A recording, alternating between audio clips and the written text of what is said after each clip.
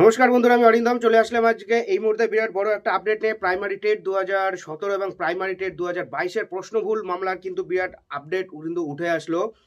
হাইকোর্টে কিন্তু মামলা হচ্ছে, যেখানে বলছে 2017 এবং 2022 টেটের প্রায় 20টা করে উপরে প্রশ্ন ভুল আছে।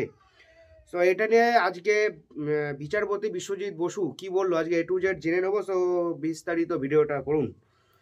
প্রাথমিক টেটের প্রশ্ন ভুল নিয়ে কলকাতা হাইকোর্টে মামলা দায়ের করা হয়েছে। এবার থেকে 2017-2022-এর টেটের প্রশ্ন ভুল মামলা যাচাইয়ের জন্য কলকাতা বিশ্ববিদ্যালয়, বিশ্বভারতী বিশ্ববিদ্যালয় ও প্রাথমিক শিক্ষা পর্ষদের প্রতিনিধিদের নিয়ে গঠিত বিশেষ কমিটিতে আগামী 8 সপ্তাহের মধ্যে সম্পূর্ণ কাজ করার নির্দেশ দিলেন বিচারপতি বিশ্বজিৎ বসু।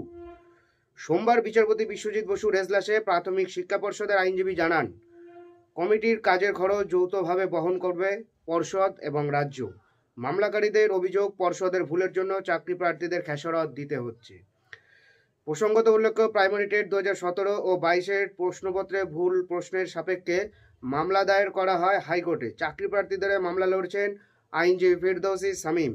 ভুল প্রশ্নের জন্য আবেদনকারীদের পর্যাপ্ত নাম্বার দেওয়া ও টেট উত্তীর্ণ হিসেবে গণ্য করার দাবিতে কলকাতা হাইকোর্টের বিচারপতি বিশ্বজিৎ বসুর দৃষ্টি আকর্ষণ করেন আইনজীবী ফিরদৌসী শামীম। তিনি জানান, টেট 2017-তে 23টি এবং টেট 2022-এ 24টি প্রশ্ন ভুল ছিল। মামলা দায়ের অনুমতি দেন বিশ্বজিৎ বসু বিচারপতি।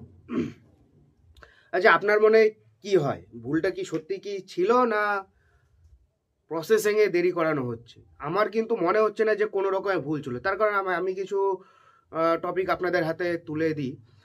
পর্ষদ প্রথমে অ্যান্সার কি দিয়েছে, দেন তারপরে কিন্তু 500 টাকা করে নিয়েছে রিভিউ করার জন্য কোশ্চেন। অনেকে রিভিউ করেছে, সেই রিভিউগুলো কিন্তু পাঠানো হয়েছে বিশ্ববিদ্যালয়ে। 3টে বিশ্ববিদ্যালয় কিন্তু সেখানে কিন্তু পাঠানো হয়েছিল। তার মধ্যে একটা বিশ্বভারতী বিশ্ববিদ্যালয় আছে, কলকাতা বিশ্ববিদ্যালয় আছে, আরেকটা কি আছে আমি সেটা জানি না। 3টে বিশ্ববিদ্যালয় কিন্তু পাঠানো হয়েছিল। সেখান থেকে জাজ করে সেই কলেজের স্যাররা কিন্তু সেই কোশ্চেনগুলোর উত্তরকে সাপোর্ট করেছেন। এখন কোর্ট আবারও সেই 3টে বিশ্ববিদ্যালয়ের কাছে পাঠিয়েছে, কিন্তু পর্ষদ কিন্তু বারবার কিন্তু একটা কথা বলে যাচ্ছে, আমাদের কাছে রিপোর্ট আছে এবং কোর্টে সেটা দেখিয়েছে যে আমরা বিশ্ববিদ্যালয়ের কাছ থেকে আমরা কোশ্চেনগুলো ঠিক বা ভুল আমরা জাজ করে নিয়ে আসছি। তুমি একটা কথাই বলবো, কেউ প্যানিক হবে না, কেস কোনো দিকে ঘুরবে না, যেমন আছে তেমনই থাকবে, ফালতু কেসটা ডিসপোজ হয়ে যাবে। কোনো প্রশ্ন ভুল নেই, প্রশ্ন 5-6টার মতন ভুল ছিল, সেগুলো ইন্টারচেঞ্জ হয়ে গেছে। আর কিছু ভুলের মনে হয় না আর কিছু ভুল আছে। সো এটাই হলো আজকেকার আপডেট। সো এরকম আপডেট পাওয়ার জন্য চ্যানেলটা সাবস্ক্রাইব করে আমাদের পাশে থাকবেন। দেখা হচ্ছে পরের ভিডিওতে। ভালো থাকবেন সবাই। নমস্কার, জয় হিন্দ, বন্দে মাতরম।